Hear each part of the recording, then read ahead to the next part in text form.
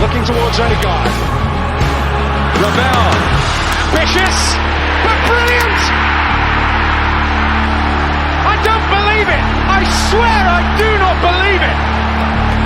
And they are back on terms!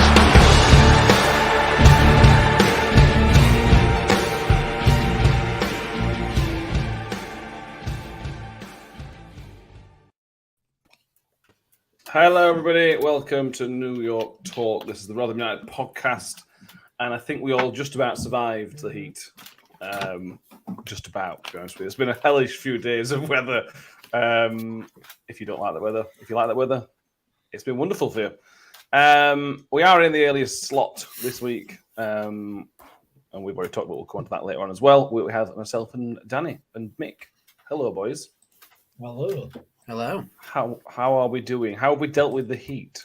Have we got tips for next time? I've got a tip for next time. Go to Scotland because it were a lot cooler up there. I know. My mum said to me, "Shall we have a little mini break to Stoneway on the Outer Hebrides?" Yes, I don't know. Yeah. Mick, anything? No, nothing from me, mate. I've enjoyed it. It's good. It's good. I don't mind it. Don't mind it at all. This is again not really football related, but I managed to break one of our fans on Monday night. Oh. I was the least popular person, I think, in Rotherham at that point, and I managed to break one of the fans. So I didn't go very well, but we got there at the end. So yeah, we've got people joining us. Gav Gundy, Ayush Heath, Neil Lewis is watching the England's women game. We seem to be clashing with everything at the minute. The season's not on, but yeah, we seem to be clashing with everything that's possibly on at the minute. YouTube users on Powermad UK, Jamie, Chris Anderson, Paul Rock, Rusford, and Alfie Knott are all with us at the moment. So thank you all that have joined us so far and that will join us later on or to the podcast. First of all, we need to give a shout out to Athletic Green, who are kindly sponsoring us at the moment. We've talked about them before, but we always like to give a shout out because they are there for your health. It helps you absorb. They've got 75 high quality vitamins, minerals, whole food source ingredients, probiotics, and adaptogens, which is a new word we've learned through Athletic Greens, which is another positive. Mick, I know you're the cheerleader of the podcast for Athletic Greens, really, aren't you? I love it, mate. I love it. I think it's brilliant. It's done me world of good. I can remember stuff and all sorts. It's Where's that been all your life? I don't know. I don't even know how we're capable of doing it. Listen, it's worth if you want a sort of healthier lifestyle, it's definitely worth it. Definitely worth a try. Did it help you keep cool over the heat wave? No. Okay. I can say something, and we don't perhaps should be emailing Athletic Green and telling them that it's absolutely crap for keeping you cool. Yeah, it's amazing for general health and it keeps you going, but they don't keep you cool. Yeah, It allows you to recognise that it's hot because you remember what hot feels like. True. Very true. But one thing it did do for me is it got me up and going this morning because last night it was an awful night's sleep because it was just so warm overnight. Well, this morning, Athletic Green down my gully, off I went to work, easy peasy. So it does get you going for the day as well. One of those natural energy drinks, which is great because it means it's healthy. Did it replenish all the sweat you lost at Donny yesterday then? Not quite, but certainly maybe they lost minerals and vitamins potentially. Yeah. But no, the amount of water I lost at Doncaster could probably have filled all the reservoir because we were hot. Yeah. So if you want to take advantage of Athletic Greens, to make it easier, Athletic Green are going to give you a free 1 year supply of immune supporting vitamin D and 5 free travel packs with your first purchase. All you have to do is go to athleticgreens.com/Rotherham to take ownership of your health and pick up the ultimate daily nutritional insurance. Thank you very much, Athletic Green. Right, so let's see what we've got to cover today. We've got the friendly to cover against Donny. There's sort of a little bit of movement in the transfer. We've got maybe a body through the door on what looks to be Thursday. We'll talk about a couple of missed ones that have slipped through Paul Warne's fingers, and we'll cover the whinging and moaning again, I suppose. At some point, Danny. Yeah, we're going to get Mick on. We're going to get Mick at wind up. We're going to get Mick rant tonight. That's the aim, I think. Nah. No. No, I doubt it. You never know. I don't, never say never. Yeah. On the heat, though, Jamie says Matt was he was very unpopular on Sunday. He put a screw through his air conditioner and broke it. Oh, Yeah. Oh no. Yeah. Love it. Yeah. So let's talk about the most recent friendly, the penultimate friendly. Still unbeaten, Danny. 2-2 draw against Donny. Hakeem Badofin with his second goal of pre-season, and Georgie Kelly with his fourth. Parkgate, Fleetwood. Did he score against Harrogate? He didn't score against Harrogate, did he? He scored 2 against Fleetwood, and then this one's his fourth. Yeah, four.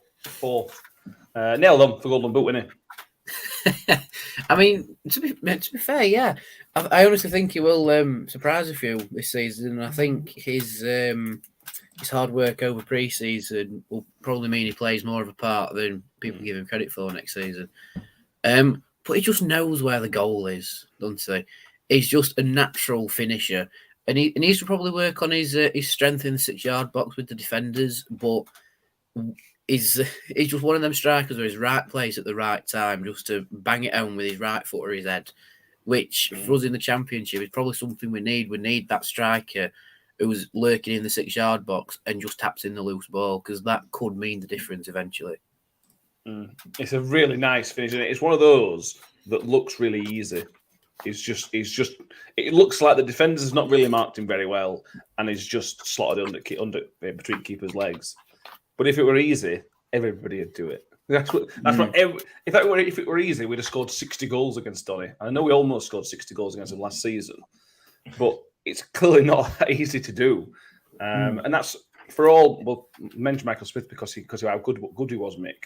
But for all his things he did amazingly well, Michael Smith, he could never finish like. He never had that ability just to find that space and then just slot it in somewhere.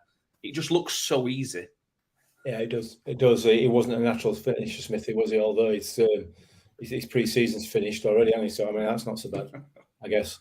From our point of view, no, you're absolutely right. It remains to be seen what he's like in a sort of a proper competitive game. However, the thing that I'm kind of hanging on to at the moment, hanging my hat on a little bit, and I don't know whether this is the right thing to do or not, but I'm going to do, is that you look over the last 2 seasons, probably the last 3 seasons, even while Walmley's been in charge, really, our chance creation rate is huge. It's massive. You look at, like I said, I think we talked about what our hopes were for next season. I can't remember, somebody asked it on one of the podcasts recent, just towards the back end of after last season. Sorry, and I said if we could finish 50% more of the chances we created last time we were in a Championship, we'll be fine, and we will. But when we were there last time, we didn't have that goal scorer, that natural goal scorer. It looks like that's what Georgie Kelly is. However, there's a lot more. There needs to be a lot more to his game, and whether he's going to be up to that remains to be seen, doesn't it? So we'll have to see. But the signs are looking good at the moment. It's all about learning. This pre-season's huge for him. This pre-season's bigger for him than it is for anybody else in our squad.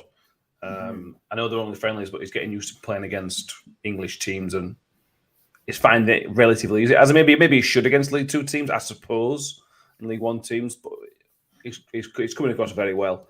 And hats off to a Duffin, Danny, playing out of position, although we know he can do that job. 2 goals this season is in pre-season, so it's very solid, and it's a threat from set pieces again, which is going to be key again this season.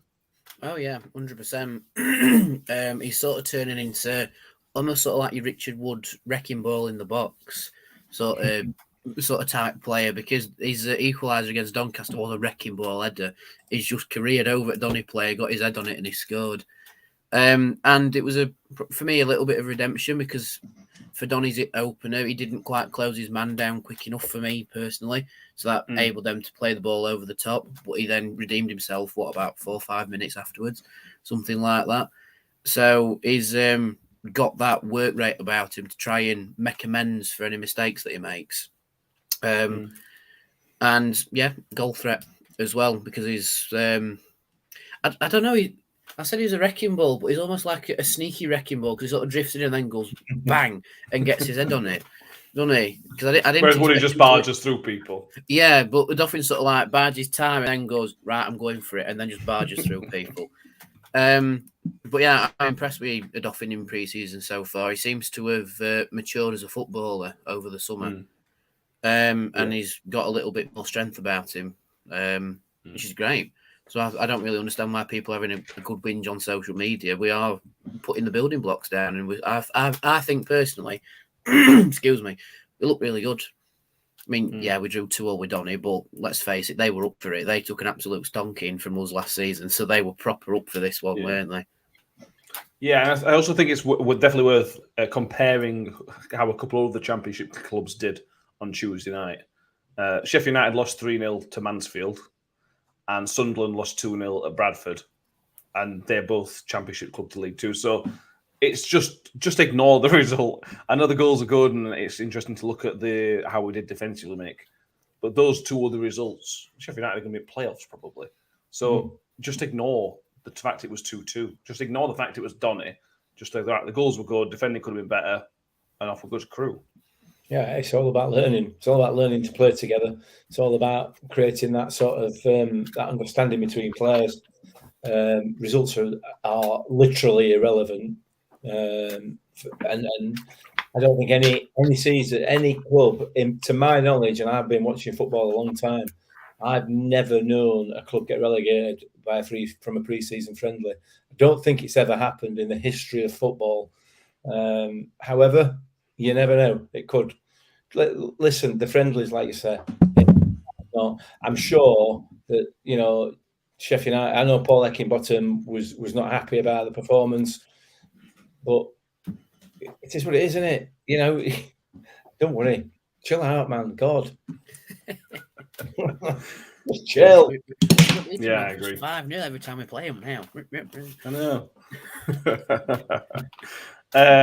So on players, Elias Ethan says, hope to God we go for Stockton. We'll come on to that later in the transfer roundup. Jamie says he thinks Jamie Lindsay is going to be one of our best players this season. Elias Ethan comes back. Lindsay's championship experience, but if Rathbone impresses, I don't see why he can't. Yeah.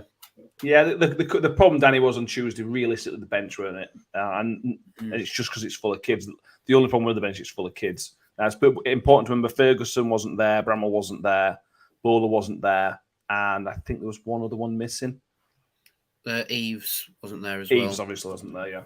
And McCart, but he's back shortly. That's 5 players missing, and 4 of those are back within a couple of days. But it just looks a bit scary with 10 days before the season, not having that's the bench, I suppose, is where people are coming from, I think, a little bit. Do you think? In that regard, yeah, I can understand where they're coming from. But on the flip side, it's also giving our youngsters vital match day experience. And from the look of our youngsters, we've got a very good academy coming through this time around with some very good quality players in there. Yeah, it's a bit unfortunate with the injuries, but with a few of them, they'll have never experienced our sort of pre-season before. So, yeah, they will pick up niggles. Ferguson, he's that could have been down to a little bit of stress over. Actually, no, he was injured towards the end of last season, so that could be a little linger from that, and that's why he's out for a little bit. But yeah, the other ones are out because probably our intensity. But I said this on the last podcast. I'm not worried at all. You know what I mean? These things happen in football. We know we're trying our absolute hardest behind the scenes. We've missed out on a couple, unfortunately, but those players will be going to clubs that have more of a low than we do, which in our position in the Championship, you can't really knock that. I think one of them we missed out on was probably Jamie Shackleton from Leeds, and he's going to Millwall, I believe. Millwall, safe Championship club. He'll improve and learn stuff there, and it won't be a potential relegation on his CV either. So if I was him, I'd have made that choice as well. You don't know, do you? Might be. Might be, might not. Clarify a little bit. We were linked with Shackleton, and we've been linked with Shackleton for a little bit. I don't think for ages, but we've been certainly linked with Shackleton. And then he signed for Millwall, I think, on Monday. So it sounds like we missed out. We missed out on Shackleton. It's also worth mentioning that I don't think who was the midfielder Paul Warne was referencing this post-match, though. Because Paul Warne said that the player that we had missed out on, where it was done and dusted, had not yet signed. He intimated that they had not yet signed for the club that they were going to. So he wasn't referencing Jamie Shackleton. I'm not sure. Any idea, Danny, who that was referencing? No, not Jamie Shackleton. You're right. I think from what the way Paul Warne said it, the paper was on the table and he was ready to sign. Obviously, a bigger, more luring club, shall we say, has come in and offered him something. So that's put the little bit of a question mark in his mind. Like, shall I go to Robin or shall I go to this other place? But the way Warne worded it, he said, "I thought I missed out on it." Yeah, but it's like, so maybe it's swung one way, but now it's come back, and now they're weighing up their options again. Analysing his language, we'll have everything written down and with microscope out. He says he thought he missed out on it. What does that mean? But yeah, I don't think it was Shackleton that he was referring to. We do potentially have one coming in on Thursday, like you said. That is more or less done unless something major happens. But yeah, it's like, where is the comment? Like what Ian Bradley said, even Warne himself says he needs 5 or 6 bodies. Well, he needs 5 or 6 bodies coming in. Yeah, maybe 2 or 3 before the start of the season, but we'll get 5 or 6 before end of window easily. We haven't explored the loan market yet. We don't have to buy every single player this season. And again, I'm not worried. In Warne we trust. And I can see where the meltdown comes from, but personally, I don't think it's justified. And I recommend you go and watch the Moment of Truth podcast to find out why. Yeah. Will Roblox says it was Will Smallbone from Southampton who we think we missed out on. Just checked, nothing's been officially announced in it with his name attached to it. So there's who knows on that one. Who knows? Mick, we are short. We are 5 or 6 short. And I think what adds to it is Paul Warne sounds down about it. In his interview on Tuesday, he sounded frustrated. I know why he's frustrated. I'm sure I would be frustrated in his boots as well. But then it just bleeds into the fans. The fans think because Paul Warne's frustrated, it must be somebody else's fault. So people are now getting on Tony Stewart. Big Tony must not be pumping £3 million into the pot. And it's that's probably not the case. Yeah, all right. There is a financial issue, but it doesn't feel like Tony Stewart's pulling him back. I might be wrong, but I don't read it like that. I think, go on. Why would he? Why would he? I mean, I get the sort of speculation. I get people want to speculate, but you just have to think about it. For what purpose would Tony Stewart say, "No, we're not paying this. We're not paying £10,000 a week. We're not whatever it is." What purpose would he hold back on cash to keep us in this division? Why would he? Because if we don't stay in this division, he will lose money. So he's going to want us to keep it there. So he's a businessman. He's not an idiot. You know what I mean? He clearly knows what he's doing. And the issue with all this is that nobody knows, right? Nobody, no matter what they want to, whatever anybody says on Twitter or on social media or anywhere, nobody actually knows what's happening. Okay? So whoever this player is that might have signed but didn't sign, nobody knows why. We can all speculate that he wanted £4,000 a week and somebody else has offered him 5 or whatever. We can all speculate about that, but it's not right. You know what I mean? Because we don't know. We don't know what the situation is. As far as Warne sounding frustrated, I can't imagine what it's like trying to mess about in the transfer market. It must be horrendous because you're not just dealing with football clubs and players. You're also dealing with the middlemen as well, the agents who all have to have their cut out of this. And that's where all these problems, a lot of the problems, in my view, arise. But that's speculation again. You know what I mean? So I don't get why we're calling people out. I genuinely don't. Yeah, we're short of players, but that might just be circumstance. In fact, it's probably 90% chance that it's just simply circumstance. Players deciding they want to go to another club, a different club, or a different area, country, or they want an extra $5,000 a week or $10,000 a week or whatever. You know, stuff, money that we're never ever going to be in the market for. So it's frustrating that we haven't got enough players in. I accept that completely. But for me personally, it's more frustrating having to scroll through social media every day and look at some of the absolute nonsense that's on there. That's more frustrating. And I've talked about this last season. It bleeds through into the club. You know, you listen to Moment of Truth and you understand and you see Paul Warne banging on about not wanting to let the town down, It's all about the only place he's going to ever see that is on social media, you know, and the vocal minority of people who just want to speculate. I get frustration. I understand it. I do understand it, but let the people who know what they're doing do their job, and we can look at it at the end of the transfer window, can't we? And if we're still not good, if we've still only got 3 subs, then that's where we are. But bear in mind, we're equal 4th in Championship for the number of signings made so far this season. Yeah. You know, we've made more signings than 19 other clubs. I think there's some clubs haven't even signed anybody yet. Blackburn signed anybody yet. So, I think so, yeah. And they'll let us key players go. Yeah. So you've got to bear in mind that those clubs are going to remain where they were last season. They're not going to necessarily improve, or they're certainly not going to improve dramatically. And those clubs, when we were in that division last time, weren't that good. We were just a little bit worse. And not by much. Not by much, yeah. Chill. Yeah. Yeah, I get people's frustration. I do, like Mick says. I get people do want to jump on and blame somebody. And they're rightly not blaming Paul Warne, which I do like. I do like that people have not jumped on Paul Warne.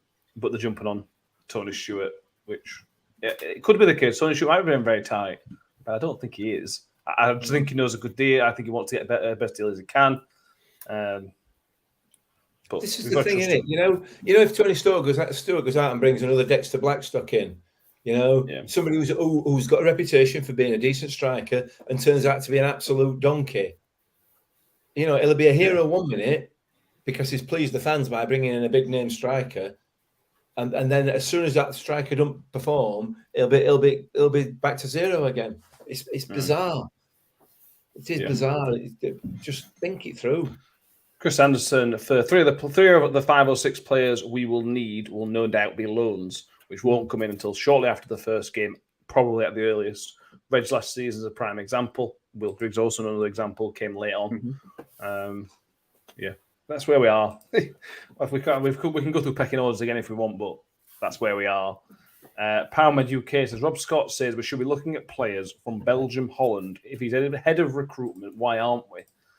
Now, I have heard about this, but I haven't found it yet. I read it anyway. Is it in Advertiser or is it elsewhere?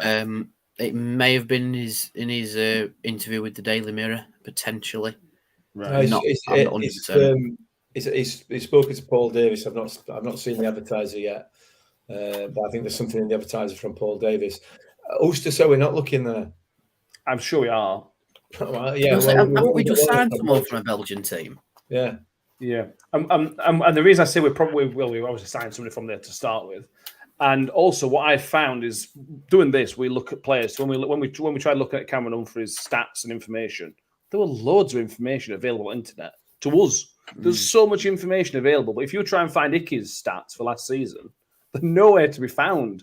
He's got minutes played and that type of thing. So for those clubs in Holland, the Dutch guy we were looked at from Wolves.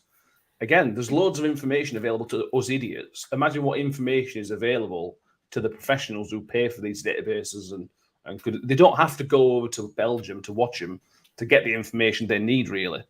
Well, that's where I stand. Do you, Mick, Danny, anything to argue with that one, or are you happy with that? I think we clearly are looking there, aren't we? You know, we've got the Dutch lad I accept he's a Wolves player at the moment. We've had him on trial. We've got Humphreys in from Belgium, so clearly we are looking there, and I'm sure elsewhere as well. So it will work itself out. We will have a full squad, but it won't be a full squad of duffers, just to make the numbers up or just to get a big name in. Yeah, I feel like that's all we've done. Last 2 or 3 episodes, I feel like this is all we've done. Yeah, Sort of try to proclaim, it's fine. Trying to bring sense to the world of Rotherham's Twitter. It's a losing battle, but we still try.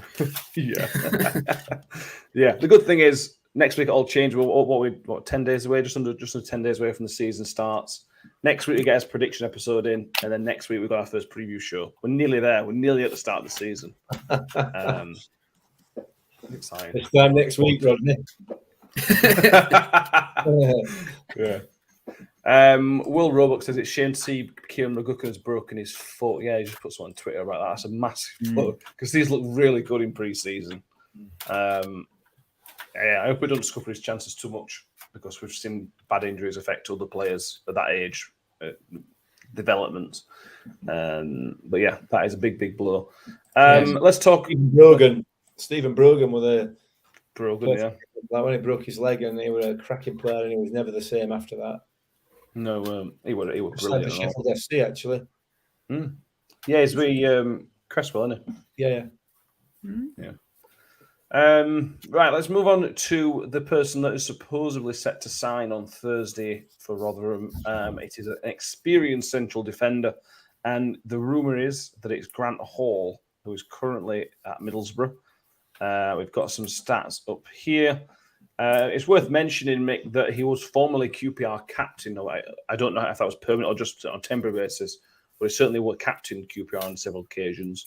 So, I know, and QPR are as safe a championship club as you could possibly get. They couldn't be any more championship. Yeah. So he's clearly got something about him. He's clearly a championship player from that point of view.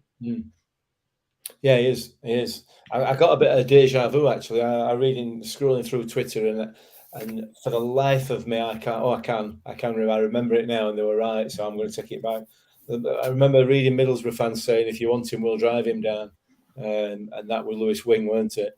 They're saying the same. Some of them are saying the same thing about this lad, which doesn't help massively. But I think the key thing from that I've seen really is a little bit injury prone, is the lad. So we'll have to wait and see. But it's experience, And if he's going to sit in there with Woody and swap it about with Woody, happy days, We've got Wes Harding in there. We've got Humphreys in there. We've got McCourt in there, to bolster that up as well. So happy days.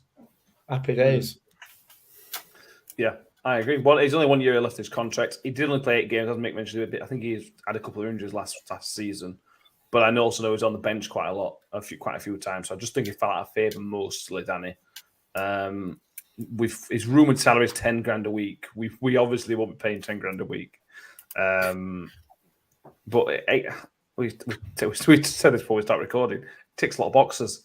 He's a defender, which we need. He's an experienced championship player, which we need. He's what we need in terms of. We don't want to bring in a 17-year-old kid, although it could be amazing. You know what you're getting with somebody like this, or you should do anyway. Yeah, and I think he's made over 150 appearances for QPR as well. So he, like we've said, he does know the division. But yeah, you're right. I think he fell out of favour with Chris Wilder towards last season when Wilder came in and sort of just couldn't get really going with this system.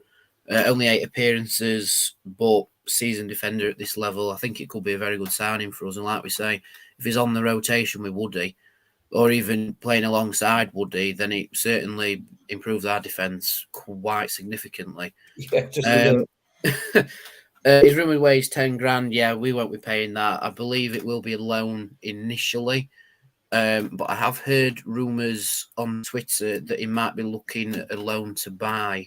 Well, at least loan and then get a further deal when his contract with Middlesbrough expires. So if he's willing to drop his wages, fantastic. By which time he'll be at least 31, and he won't be commanding $10,000 a week anyway. He goes, will he? No, and if we're still in Championship, we'll be able to offer more than we could do now. Yeah. We'll be still with there. Will Roblox says he was the one that Crooks got sent off for last time in the Championship. Not his fault. Okay. So it's that. It's a shame if he's on loan from Middlesbrough, he can't play against Crooksy. That's a shame. That'd be a good battle to watch, wouldn't it? Yeah. Matt. So again, symmetry. Football symmetry there for a little bit, I guess. Yeah. Irish Ethan says after Hall comes in, he's happy with our defence. To be honest with you, Danny, I am from a centre back point of view.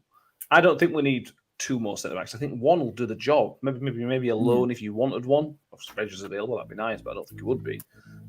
The defence point, this almost tick it off for you.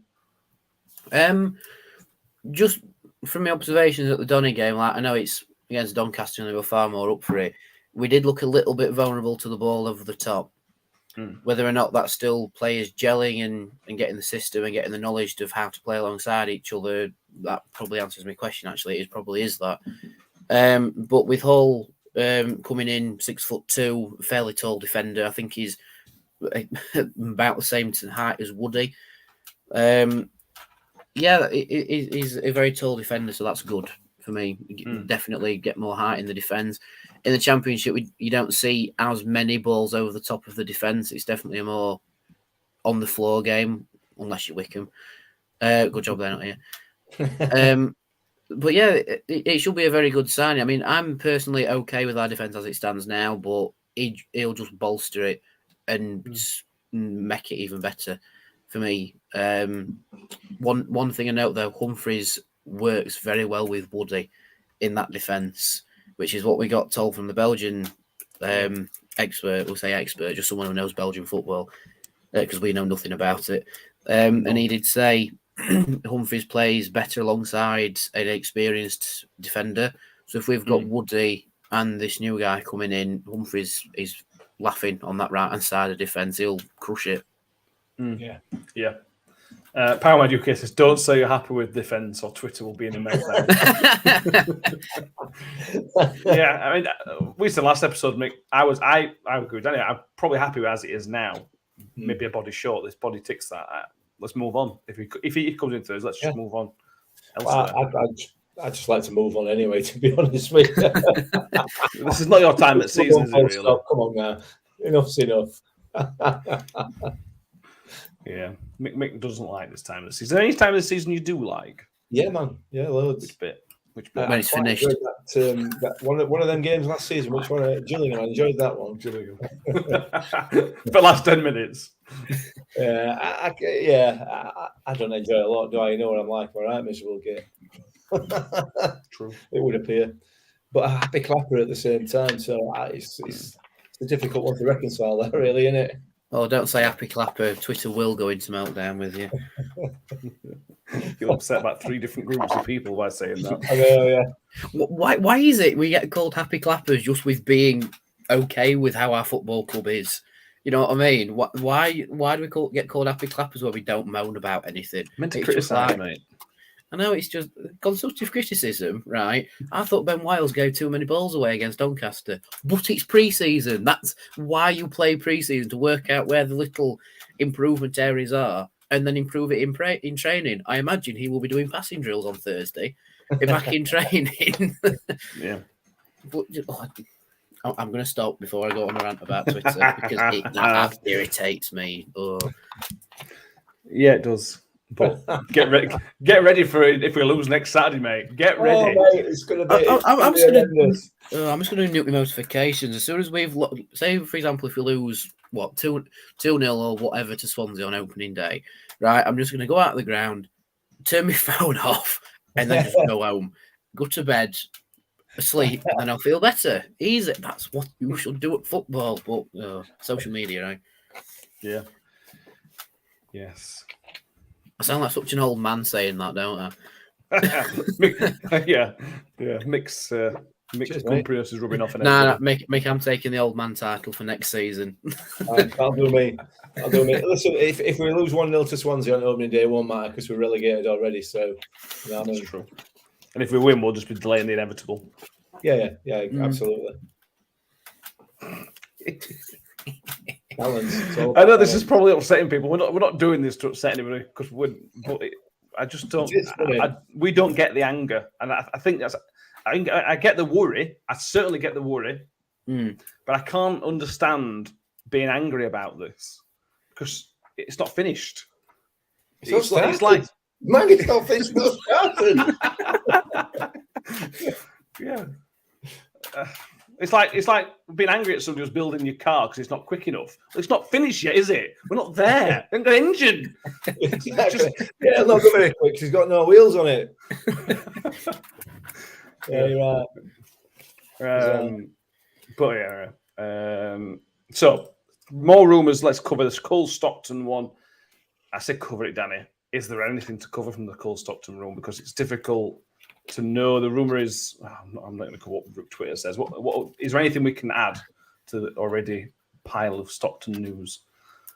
There was a thing that came out about him delaying signing a Morecambe contract because he wanted more. I don't know how old the news is about us being interested in him. They may have put the two together to make a story out of it because that's what journalists do. They can be very. What's the polite way of putting it that won't get me in trouble? What was that? No, I don't. Yeah, manipulative. Yeah, that'll do. Yeah, they can be very manipulative with stories like that. Stockton will be a good addition. I do agree. I do think he will be a good addition. However, would he suit our system? And we've got Washington and Eves already in the door. Yeah. My impression is that he will probably stay at Morecambe, and Morecambe will just give him the money that he wants because he was incredible for them last season. But there was a time where the deal was dead in the water and we weren't after him, but now it's resurfaced again and then the interest has come out in the fan base again. In all honesty, I don't know. The club have gone very, very quiet and our contacts within the little network have also gone very, very quiet. So I think the club have now just closed ranks and gone, right, nobody is telling anybody anything because we want these targets in the door. And after missing out on a few players and having a frustrating fortnight of transfer window activity, you can understand that.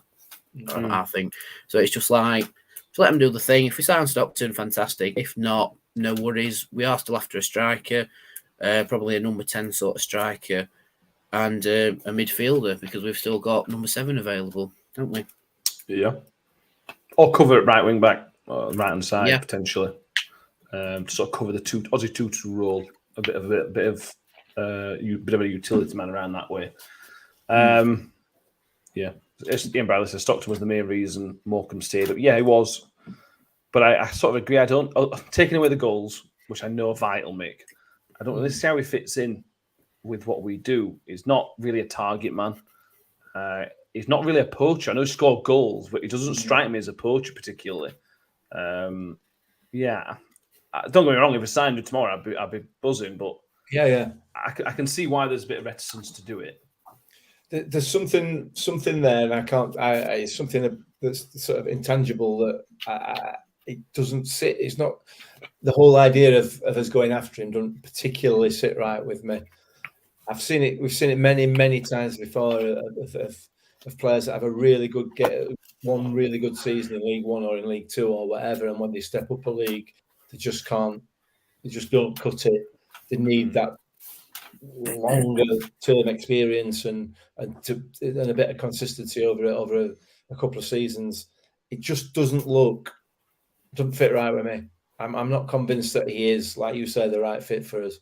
And I suspect, I don't know, I might be completely wrong. You know, we might announce him as signing him on Thursday and he bags 3 against Swansea on opening day. You know, you don't know, do you? It just, I don't know, it just doesn't feel quite right. Just don't feel quite right for me. Yeah. Stephen Adams, thank you very much, Stephen Adams. Stephen Adams has read the advertiser, and the advertiser says we're not looking at Cole Stockton. There we go. 3 or 4 minutes, we've just wasted everybody's time, so apologies about that. But that could be a double bluff. We could be saying that so that them from down at Swilsbury don't swoop in at last minute and offer him 500 grand a week and free tuna for a year. Could happen.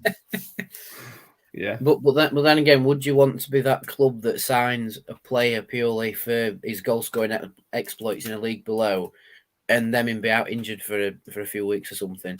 Well, that's another option, isn't it? That's another possibility, isn't it? Yeah. I mean, it's not happened to a club that's just up the road, has it? No. Well, could happen to anybody, couldn't it? Yeah. Karma's a beautiful thing, isn't it? Yeah. IS says, "How's Kyocera looked at Donny? He's got an assist, hasn't he? Is how he looks. Yeah, he looks very, very good on that right hand side.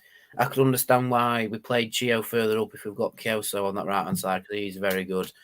He latched onto that through ball from Lindsay perfectly.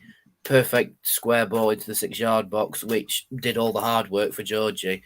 We've already said that it's not easy to finish like that, but the hard work from Kyocera were brilliant. He's good in the air, and I tell you what, if we get a little pinged ball from Barlasser, Kyocera can stop it dead on a dime. His first touch is fantastic with aerial balls, which is something we should be looking at. That ping out from Barlasser or McCart or whoever out to the right-hand side, Kyocera with touch down the wing, straight into the box, goal scoring opportunity, easy as that. And Kyocera could prove to be a fantastic signing for us because he looks good already. Does. Yeah. We've already on the podcast already had 2 different Luton fans messaging us asking how Kyocera's getting on because he's still very popular down at their end. Philip Oxley says we could we gazump the piggies and go for Malik Wilkes. I mean, just for comedy value, I would like that to happen. Wouldn't it be amazing? They're trying to get deal done for 2 months. And then we just. I don't want him. Don't get me wrong. I think it's a bit of a bad egg, to be honest with you, from the stories you hear. But just for comedy value, it might be worth relegation just for comedy value, to be honest with you. It'd be well worth signing him and loaning him back out to somebody. Like MK Dons or Barnes or something like that. A point that Ian Bradley's made there, Alfie May at Cheltenham. I'm in total agreement with Ian there. I think he would be a much better fit for us than Carl Stockton. I think Cole Stockton as well. Carl's not as good. You know what I mean? He's all right, but he's not a Cole. He will be somebody I'd like to see. I'd like to see. See us have a look at, and not only that, with his name as well. Alfie, obviously, they could try them down the road. Could try and make a sneaky backdoor. Alfie and May, they could sign him anyway on back. They wouldn't know what to do, would they? They'd have it right. It'd confuse them completely. So, yeah, I definitely like the look of him. So, yeah. He's rumoured to be available for around 500k. He's basically the same age as Stockton, 29-year-old. Only just 29, turned 29 this month. I think Cole Stockton's closer to 30 than that. But yeah, 23 goals in 46 games last season. Alf May, I do like. The problem with Alf May, I don't think he's quite got the physicality that Stockton has. I think they're about the same size, but Stockton's a bit built, and I don't think Alf May is quite as strong. It's a different kind of player, though, isn't he? But exactly. It's a different type of player. That's very, very true. We'll see. We're still after midfielder, obviously, because we've been pipped to at least one striker. I'd personally like cover on the right wing back, but we could get away without that. Danny, is that we're assuming Hall comes in? By the way, this is assuming in the door. I saw a comment earlier saying, according to Twitter, we need a striker, a midfielder, a winger, and at least 3 centre backs. See, everything else will do until we get those for me.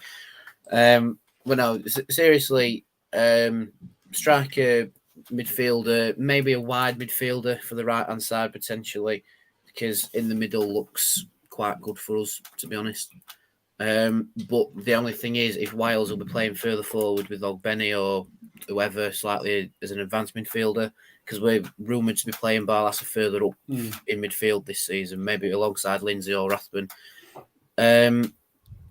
So yeah, we could do with another centre mid in cover there. Like I say, if Wales is playing more of an attacking midfielder role.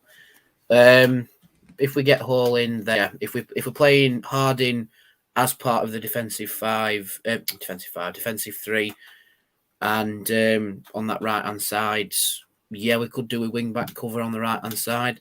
But if we intend to play Harding as more of a wing back and have Humphreys on that right-hand side, then we should be okay on that wing back side, because then we'll have 2 on one side and then 2 on other. So we could be okay with that. But just to chuck a name randomly out there, I think we should sign Ironsides from Cambridge. Purely because his granddad played for Rotherham. That is the only reason I want us to sign him. Just complete the family loop, you know. And also, he's a very good player. He causes a lot of problems, doesn't he? Yeah, that too. That helps. Ian Bradley says, Eves and Georgia could provide the physicality and May could knock loose balls in another Ravel A-guard partnership. Yeah, I think maybe right there. I think we've ticked all the boxes, to be honest with you. After this is our new catchphrase. Anything else that we need to talk about? Any other Rotherham news or tenuously linked Rotherham news that we can talk about or cover? It's been a quiet few days, to be honest. I'm recording a day early, which is not ideal. We could talk about the advertising boards, that we're not keeping them after the Euros, even though it makes the New York Stadium look clean and fresh. You know, it does. It makes the stadium look really nice, doesn't it? But from what my mates told me, they're actually not to EFL regulation. They're too big to be used in the EFL. Because if you look at the other grounds that have actually got electronic boards, they're thinner, whereas these ones are thicker. Right. So we're not actually allowed to keep them. However, we might be looking at getting the thinner ones because they'll make the stadium look so nice. So rumours for the time being, but we could be looking at the thinner ones. Will be a fair bit of money to get those in. Can't we keep these that UEFA have put in then and then whack them on eBay when UEFA have gone home? I mean, it sounds like something Tony Stewart could do, you know. Yeah, I like that. Yeah. Yeah. Have you seen this new idea they've come up with to stop time wasting? This new innovative idea. Is it got something to do with the referees adding time on at the end when they're actually time wasting? No, it hasn't. No. I thought that's what they're supposed to do. That's what they're supposed to do. This is only the Premier League so far. I'll check if EFL's done. It's the multi-ball system. The multi-ball system's going back. And I don't know why it's taken so long to realise that this is going to make the game quicker. But they're bringing back in the multi-ball system. But it's all official. You've got to have like 8 balls at the side of the pitch on a plinth. And then when the player makes... in the article, it said something along the lines of when the player makes eye contact with the ball boy, didn't say ball boy because they can't use that, that's when he can give the ball back to the player on the pitch. And it's really all these weird little details. Like, just give the ball boy a ball, throw it back when it's ready. Just get on with it. Can't we just have more kids with balls at the side of the pitch to throw them to the players? And if the player doesn't catch the ball first time, then he gets immediately on the clock for time wasting. Because the professional footballers, you should know how to catch a ball. You know what I mean? I'd say so. So this is the EFL bringing in another unpoliceable rule. This is the Premier League at this point. Premier League. Well, I mean, so at what point? How is the referee going to determine whether the player has made eye contact with the ball boy or ball girl? I don't know. Yeah. Or is the ball boy or ball girl going to have to hold up a sign saying he looked me in the eye? I mean, it's just nonsense, man. It's absolute nonsense, isn't it? They're going to be using VAR to check so here we go. if someone's made eye contact with somebody. So this is a quote from the article. Clubs have been told to use a minimum of 8 ball assistants, official title, who must make eye contact with the player, restarting play before throwing the ball to them, and must give the ball back at the same speed to both clubs. So they're going to measure how fast the ball comes back from the ball girls and ball boys. Then. Oh, you'll throw that ball to the opposition 0.5 of a second slower. This is just you're getting sacked in the morning. Garbage, isn't it? That is utter garbage. Eye contact. That's the best. Eye contact. Is it? How do you police it? You can picture players walking to take a throw it, and they'll be walking, looking up at stand, made eye contact with him. Yeah. My god! But that's it. So if you don't make eye contact, it's okay to waste time. You know when they were considering this, do you think this conversation might have taken place? I don't know. I hope not. Because it's just bizarre. It's the fact that the selling point of that is eye contact. Who has sat down and says, yes, we'll determine it by eye contact? Does he not know that someone can look the other way and not make eye contact with the said person with the ball? You would have thought with some of the referees they'd know that because they're always looking the other way. You can picture referees just staring at players as they go and take throw-ins if he goes and made eye contact. Oh, yes, he has, right. Start time wasting. Oh, he took 6 seconds, yellow card. I mean, yeah. Have you seen those YouTube videos where they use like eye tracking software when they're watching certain videos? They're going to have to start bringing that into Premier League, and they'll have cameras on the players with the eye trackers. And as soon as their eyes go to what do they call it? The ball assistant. Ball assistant, yeah. Yeah, as soon as their eyes go, to assist the ball. I don't know. Yeah. I don't know. Surely it should be touchline.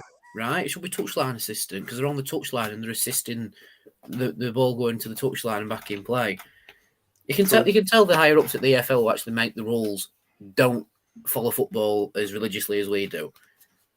This is you don't have to follow football to realise what a stupid idea that is. John Morell says, easy, tell the ball boys and girls to wear sunglasses. Exactly. Alfie IOC says, Tuesday night game, chucking it down with rain in January, and the ball boys have got Ray-Bans on. Some clubs will do it. They will. Wickham. Yeah.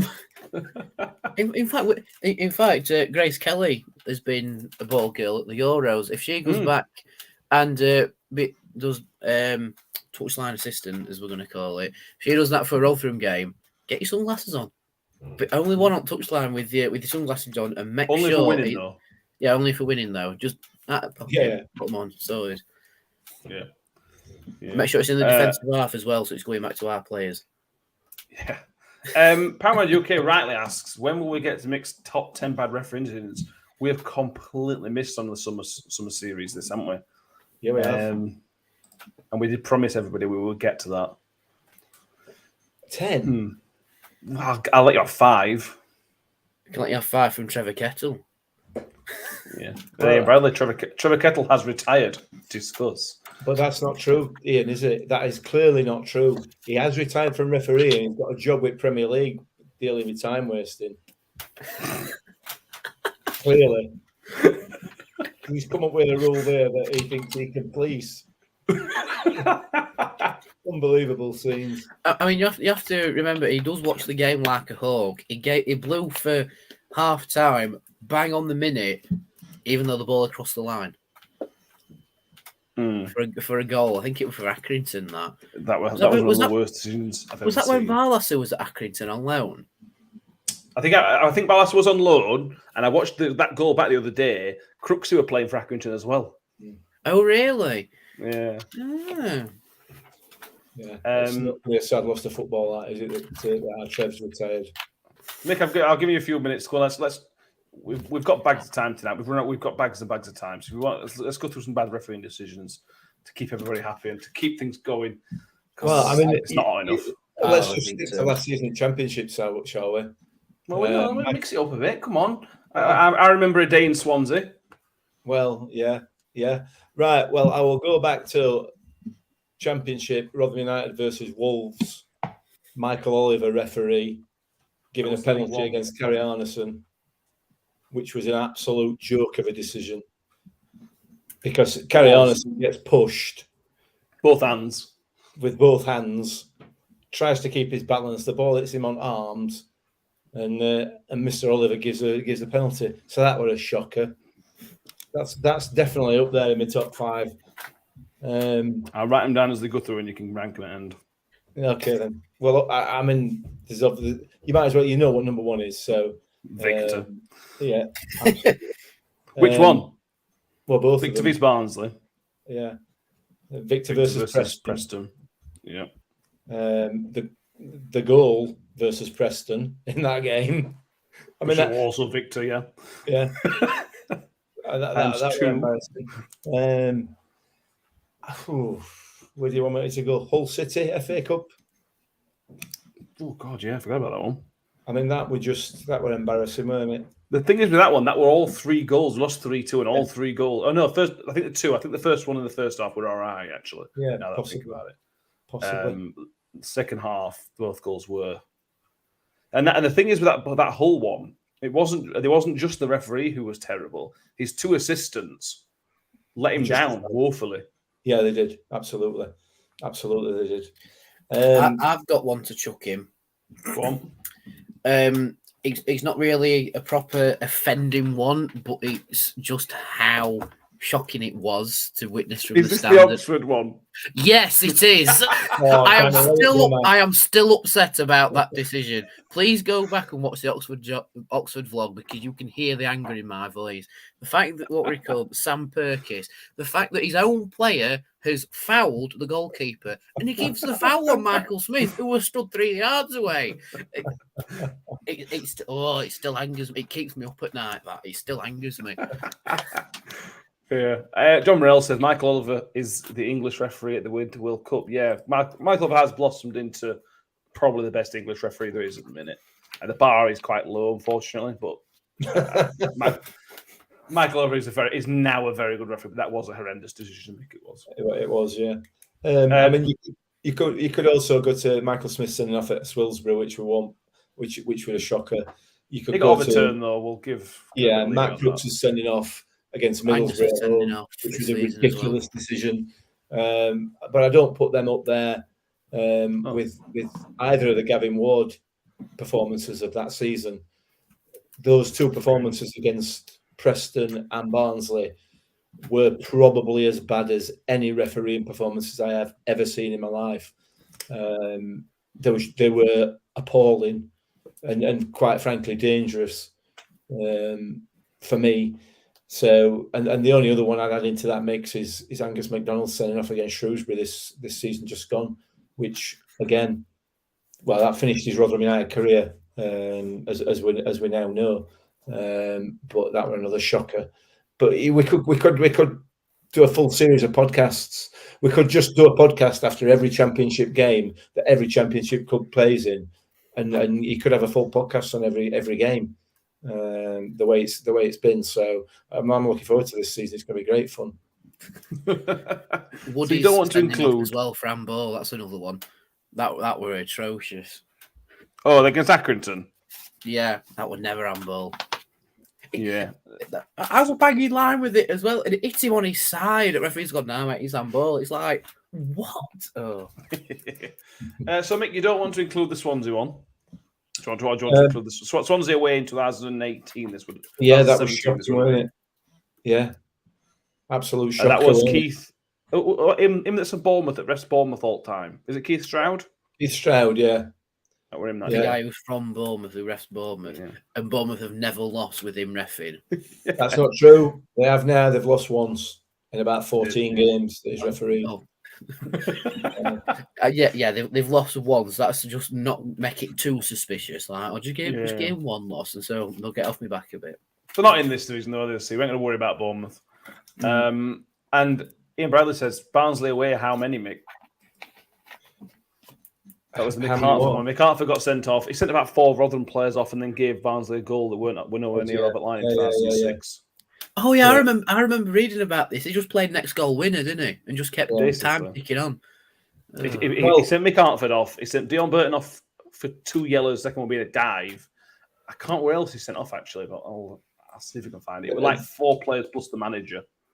The other one to consider is the Darren England, the brother of Sheffield Wednesday season ticket holder Darren England, who's now a Premier League referee, who allowed Sheffield Wednesday to equalise or score the winner in the 11th minute of 8 minutes of injury time at New York as well.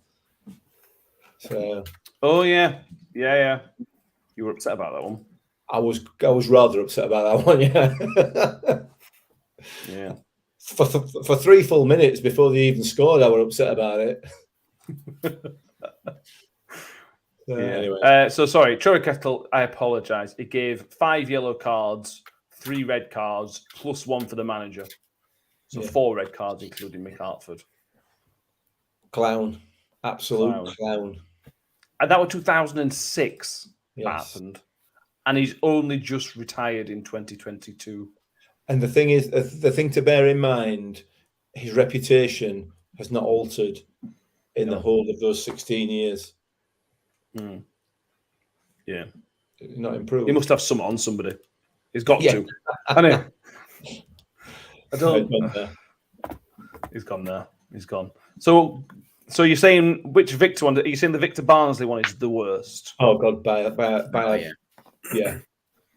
And you're saying the Victor at Preston's the second worst? I mean, at Barnsley, Victor nearly lost his eye. That's how bad it was. Didn't he break his eye socket or something in that challenge? No, mate, it's a goal. What are you on about? You've dived. Yeah. How you compare anyone from the rest in terms of ranking them, but that one is head, shoulders, knees and toes above everybody else. I think Carlton Morris was as well. Yeah, well, yeah. Victor wants to wear one of them rugby helmets for this season at Championship. Who knows what protection he gets? Swedish Petter check. Although knowing Victor, he wouldn't be bothered anyway, would he? He'd just still sort of enjoy it. Yeah. Yeah. There we go. Ian Bradley finished on saying, chuff for Angus MacDonald getting a 2-year deal at Swindon. Very happy to see Angus back in football. And that is an unbelievable signing for League Two. If he's half the player he was in our Championship season, that is unbelievable for League Two. Yeah. So well done to him. Well done for Swindon, because that's they won't concede many this season, Swindon. Yeah. Great player. Right, so there we go. Please subscribe to YouTube channel if you haven't already. Make sure iTunes, Spotify, you do so as well. We will talk about our next episode. Will not be Sunday; it will be Monday night. Recording Monday night, released on Tuesday morning, which will be our predictions episode. Lewis will be joining us. Maybe Will. We'll be talking about the predictions. So we're going to cover where we finish, best player. There's like 6 different categories. Just so I put this on the record, I have already told Mick what I want from him. So there is no excuse not to have done a bit of research. I need to know what players we've got. That might change between now and Monday. It might do. It might. Yeah. So that'll be Monday evening, Tuesday. Hopefully, some transfer news. Certainly one we're expecting Thursday. Keep an eye on the YouTube channel because, like I said, on Thursday evening we're looking at streaming the live Q&A from the Legends Night that Kev Johnson's organised. So keep an eye on there. Make sure you subscribe and you can get the notification bell as well, and that'll go live. We'll try and tweet something out. We were there, so we're not going to be able to do too much in terms of notifying you and things like that. But just keep an eye on the YouTube channel because that's where it will be. If we can put it out as audio, we will, but we'll see what happens with that one. Mick, Danny, anything else? No, not from me. No, all good. Wonderful. Thank you all for joining us. I hope you've enjoyed it, and we will see you all on next week. Thank you very much. Goodbye. Bye.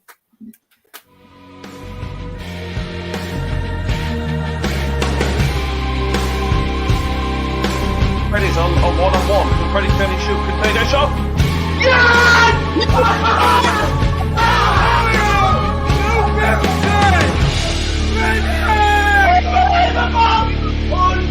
Unbelievable! Apologies to the neighbours.